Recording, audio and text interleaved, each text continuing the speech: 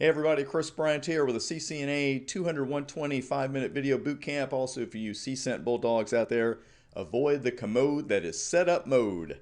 That sounds a little something like the late great Dusty Rhodes might have said. We're going to miss Dusty. And well, that's just all I have to say right now. Let's go ahead and get that timer started.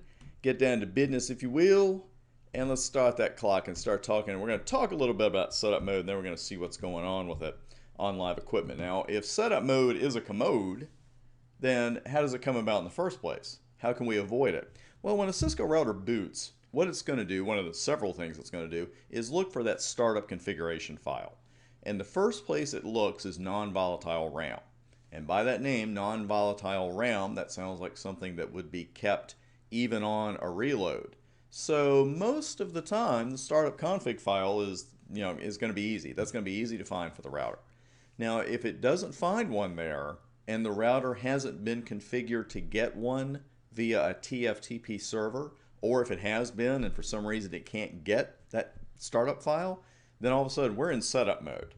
Now, how exactly then does the startup config file disappear from NVRAM? Well, likely because it was manually deleted with write erase and then reloaded without a new startup file being saved. Now, if this really sounds like something you shouldn't be practicing at work, you're right, it really isn't, because this isn't something we get a whole lot of practice with. So I just happen to have some lab equipment here. Let me bring that over, and you can see what you don't get to see a lot of, and that is a write erase and then the result of setup mode. Now at the top, what I did here on router 1 is run a write erase, and you can see it even mentions as the confirm message, or the confirm prompt I should say, erasing the NVRAM file system will remove all configuration files. Do you want to continue? And I have the font raised up so the con of confirm is off the screen there, but it's going to prompt you. You have to hit the enter key to say, yes, by golly, that is what I want to do. Now, I didn't want to take up all our 5 minutes here with watching a reload. So I went over to router 2, did the exact same thing, and then let the reload run all the way through. Well, the router came up, looked for a startup configuration file, couldn't find one, and now here's where we are. Now you'll notice that it asked me the question 6 times. It's not just being rude, maybe a little rude, but not just totally rude, in that you have to answer yes or no. Because you get so used to some commands, like say that write erase, when it prompted you for confirm, all you had to do was hit enter. But with more important, more drastic things like say, do you want to enter the initial configuration dialog? Yes, no. You've got to say Y or N. You can't just hit confirm, and you can't hit escape, and you can't hit anything to get out of this. Now, technically, this is not yet setup mode. This is the prompt to go into setup mode. And let's just say, oh yeah, setup mode. That just sounds fantastic. So I will enter Y. And then it's going to give me a little bit of information. Now, do you want to enter basic management setup? Okay, well, it says basic management setup configures only enough connectivity for management of the system. Okay, that sounds good. So I'll say yes. And so now you've got to start answering some questions. What do you want to name the router? I'll name it R2.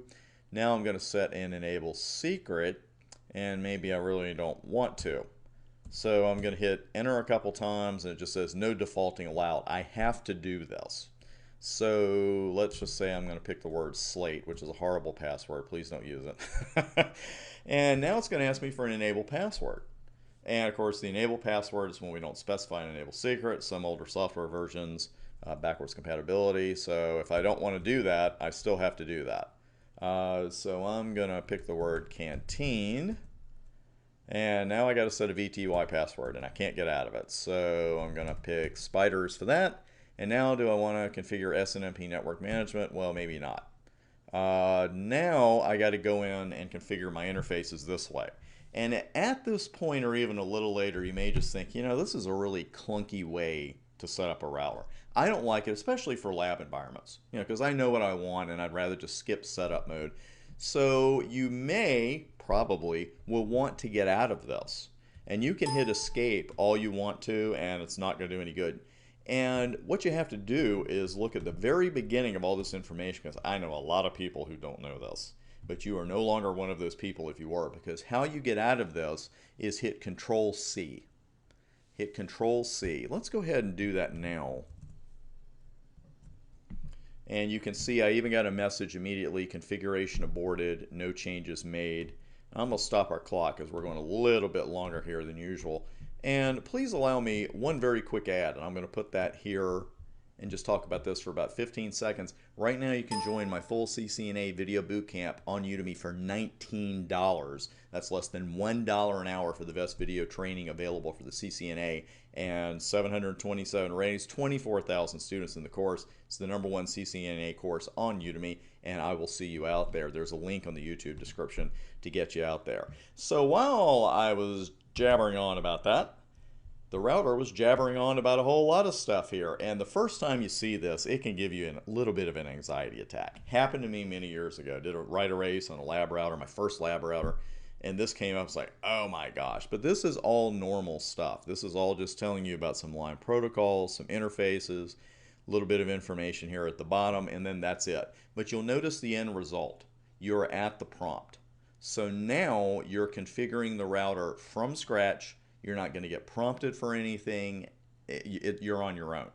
And personally, I prefer configuring a router this way. Some people like setup mode, most people don't. But again, it's something you don't get to see or work with a whole lot. So I wanted you to see it and work with it on live Cisco routers.